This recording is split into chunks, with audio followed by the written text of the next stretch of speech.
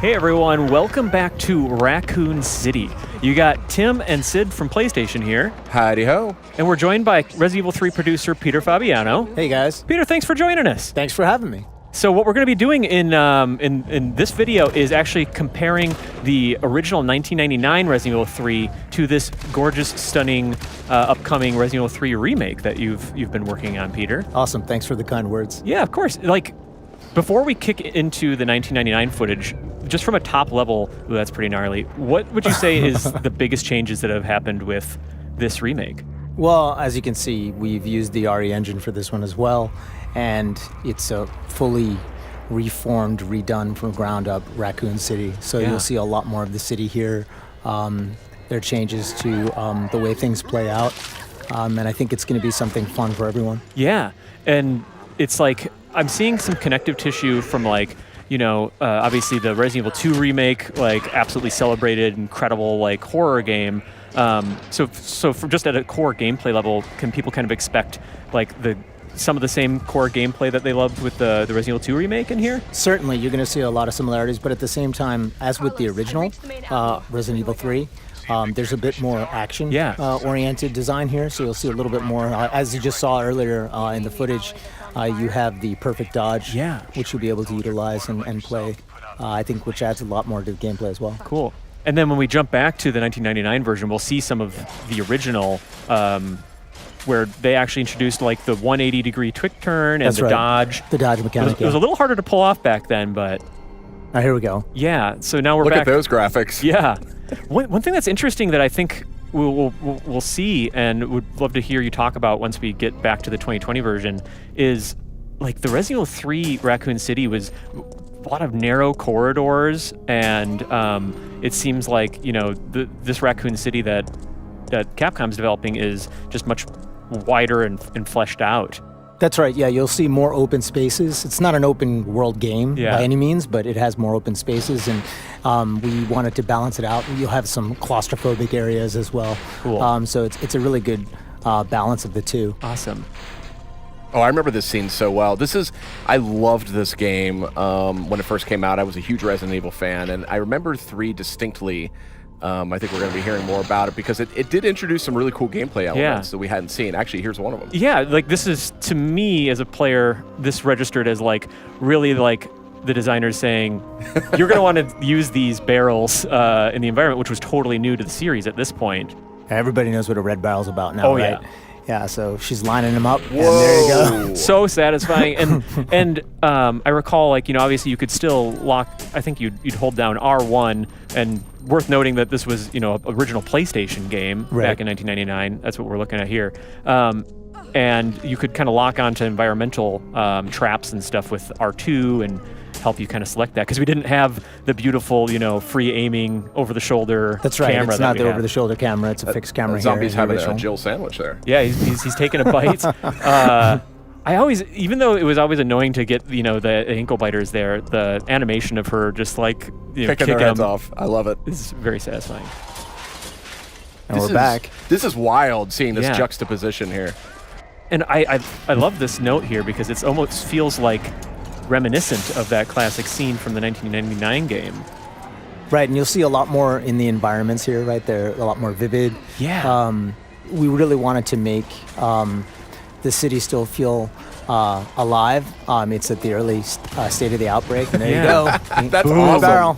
That's great. Yeah, there's more zombie variety. The shops, neon signs. What we're seeing here, Moon's Donuts and the Crab Shack there, right. all of it is just, I feel like it just has more personality. It's just more fleshed out and vibrant. Yeah, for sure. I mean, the city itself is almost its own character in a way. And the team had a lot of fun building out. Oh, there's another one. You see the environmental object that you can use to your advantage. It kind of stuns the zombies. And that's brand new to this remake. I don't think that was featured exactly that same way in the original. Really cool. Make a pit stop in a donut shop. Jill, she did work out of the Raccoon Police Department, so the fact that she's in a donut shop... She would know this place like the back of her hand. We'll just go right into the stereotypes. That's right. Peter, can you confirm that you can eat donuts? Oh, never mind. We have some new footage I can neither confirm nor deny. Okay. So the beginning of that, the very beginning of this video, we saw Jill kind of noting that there's like a substation that she needs to go get some power reactivated. And you actually have the same task in the 1999 version, which that's what she's on her way to do here. Oh, nice shot. You get the twofers. I'll tell you, people don't always appreciate what they have these days. I mean, this is what gaming was growing up, and this is state of the art. And it's still a blast. Well, it looked great for its time. Absolutely. Oh, sure. Yeah, it was terrific. There's more zombies on screen at the same time. I remember that was a big thing about this game. Oh, there's that precious red herb. Yeah. Tim, what are you doing? The potency of your, I was feeling pretty confident when when we recorded. Yeah, worth noting, this is all pre-captured gameplay that we're looking over here. But speaking of crafting herbs, Resident Evil 3, one thing that really stood out to me was the gunpowder and the reloading tool. They're seeing some gunpowder there. Yep. You could craft your own ammo, which ended up kind of becoming, here and there, it would kind of come and go with the series, but Pete, was this the first time in the series? Well, you had it in RE2, the reimagining of RE2, right? So it returns here. Yeah. So it's so cool to kind of see it full circle because I remember it in Resident Evil 7 and Resident Evil 2. Right. And just I'm excited with the remake to go back and see where that kind of came from. Yeah, it's great because you have to make choices. You decide which ammo types do I want to make, what's more important, what's more valuable. Had not been seen in the series before this game, and I remember it was a bit controversial back at the time in this particular game from '99. But now I actually prefer it. I love being able to craft ammo. Cool. It's such a precious commodity. So, and yeah, at this point in the original, Jill has to turn the power back on to parts of the city. Right. And this was an interesting part of the original game, which was, I think, were these called live events? Yeah, the live selection. Live selection. Oh, yeah. I forgot about this. So then you could make the choice. Right? Yeah. And in this case, Fry 'em. chose to increase the electro output, which is kind of an interesting, now, You get the environmental attack. Yeah.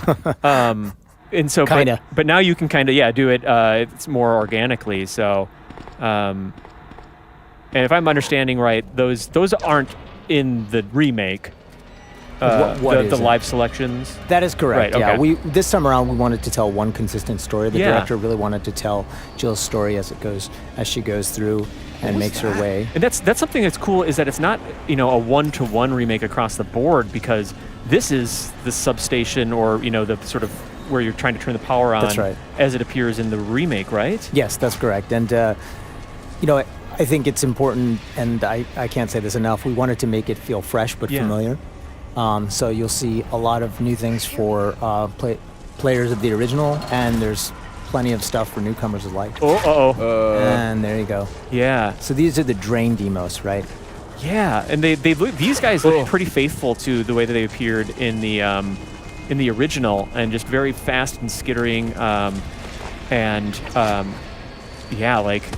definitely good for shotgun's definitely a good tool. For them. Yeah, definitely. You want to take care of them quick. Yeah. But yeah, it's what's one thing that I feel like Capcom and your team is just incredible at with remakes is delivering on the core of what made the gameplay and the story and the characters great, and changing enough that it makes it feel fresh, not just for newcomers, but also if you played the original. Right. What's great about horror, right, is the unexpected. That's right. So it's great that you say that. Something that we definitely want to keep true to the essence of the originals, but we want to make it feel fresh as well. So if we're familiar with some of the original stuff, you'll find some changes here. Yeah. There's the big boy. That's, and of course the original game, the 1999 original, was called Resident Evil 3 Nemesis, and so it wouldn't be anything without our buddy Nemesis. That's right. So I went and got some, some footage of a battle, just a random sort of street encounter, because he dogged you throughout the game, and he's doing the same again in this remake, right, Pete? That's right. The original called him the Pursuer, right? Yeah. And in this one, he follows the same path. He's out for Jill and whatever remaining STARS members are out there. Yeah.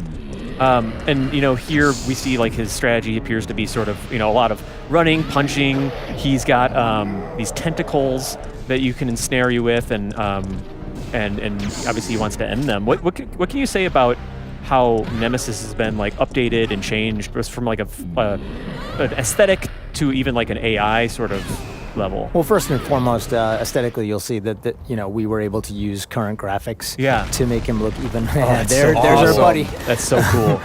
even more imposing. You've got this hulking menace chasing you. He looks even bigger now. He's huge. Yeah, he's to scale. So yeah, you'll notice here he's got his tentacles, and he's gonna be chasing you all throughout. As soon as you see him, you can stand and fight if that's what you choose. But I suggest you run. Get out of his way because he's very nimble. He's very fast in this one. Generally the preferred strategy in... Well, I want players to play the way they feel is best for them, but, running is one strategy. You could try and take him down if you'd like, though.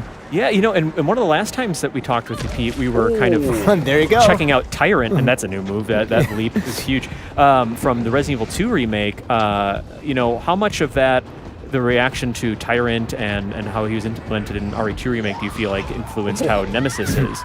Well, when the director saw what they had done with RE2 and Tyrant, he's like, wait a minute, he's kind of getting to Nemesis levels here, so he didn't want to be outdone. And we took that in stride. Of course, some of the stuff we took from 2, but Nemesis is his own, right? His own brand of fear, terror, right? I think that'll come out when you play. We'll see more of him too.